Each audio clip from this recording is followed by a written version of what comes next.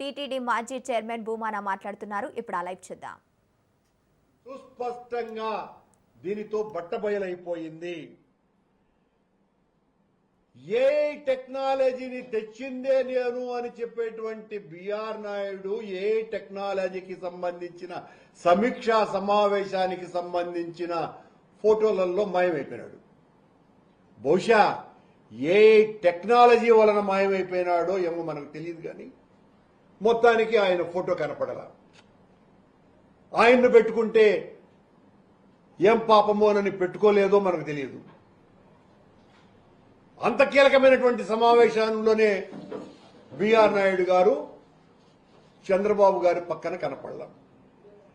మహాద్వారం దగ్గర ఇఫ్తికఫాల్ ఇచ్చేటువంటి ముఖ్యమంత్రికి ఇచ్చేటువంటి సందర్భంలో అనాదిగా పాలక మండలి అధ్యక్షుడు అక్కడ అర్చకులతో పాటు ఉండి ప్రసాదం ముఖ్యమంత్రికి ఇవ్వటం అన్నది ఒక ఆనవాయితీ. అక్కడ మాయమైపోయినాడు మాయావి BR Naidu. AI technology BR నాయుడిని మాయం చేసింది, కనపడలా. కొన్ని చోట్ల ప్రత్యక్షమైనాడు, బెరుకు బెరుకు బెరుకు బెరుకు బిత్తు బిత్తు బిత్తు బిత్తు బిత్తు బిత్తు బిత్తుమంటూ.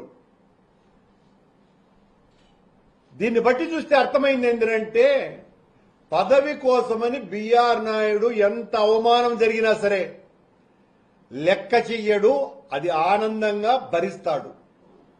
పదవి ఉంటే చాలు. ఆయన అన్నాడు ఆ మధ్యన 20 రోజుల ముందు, ఈ పదవి నాకు లెక్కే లేదు అని.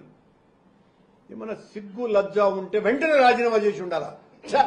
ఇలాంటి విమర్శలు ఎదుర్కొనే పరిస్థితి నాకు రాకూడదు అని ఆ పరిస్థితి లేకుండా పోయింది.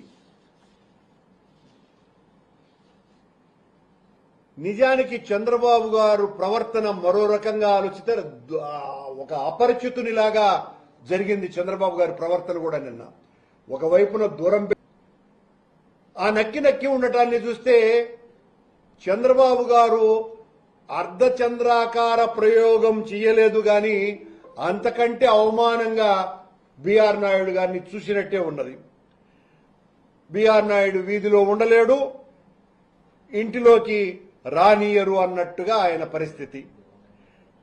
టీటీడీ చరిత్రలోనే ఇంత అవమానింపబడ్డటువంటి వ్యక్తి మొట్టమొదటి ఆఖరు అధ్యక్షుడు బిఆర్ నాయుడు గారే.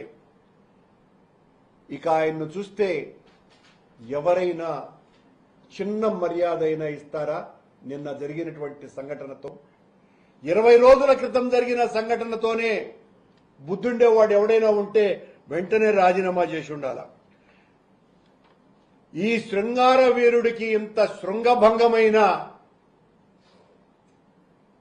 ఆయన చేష్టల మాటలలో ఆయన్ను పోలిస్తే పదవిలో ఉండాలనేటువంటి ఆయన తాపత్రయాన్ని చూస్తే ఎలా ఉంది అంటే, ఇంత నీచానికి ఎవరైనా ఒడిగట్టగలరానని.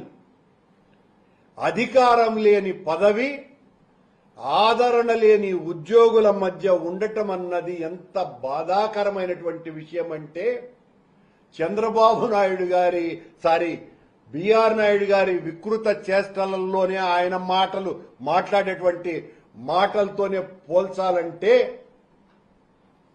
మగువుల మధ్య మగతనం లేనోడు నిల్చున్నట్టున్నట్టే.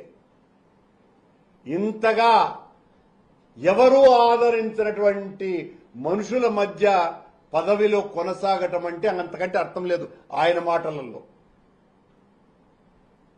ఎందుకయ్యా తీసేయటానికేమో చంద్రబాబుకు భయం, యాడా ఈ బిఆర్ నాయుడు ఈ కూటమిలో ఉండేటువంటి లోపాలన్నీ బిఆర్ నాయుడు ఎక్కడెత్తుతాడో అనేటువంటి భయం.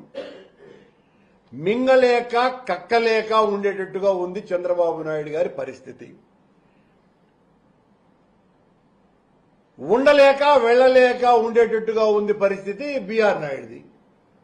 అంతా తమాషగానే ఉండదు చూడండి. దొందే ఇద్దరిది అక్రమ పొందే. అన్ని వింతలే జరుగుతున్నాయి.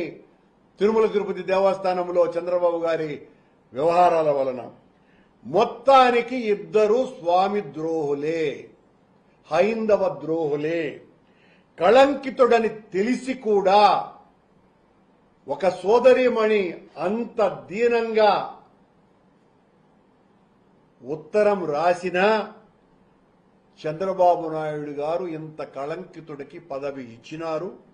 అసమర్థుడనని అర్థమయ్యాక కూడా బిఆర్ నాయుడు అధ్యక్ష స్థానాన్ని అంటు కూర్చునే ఉన్నాడు. నేను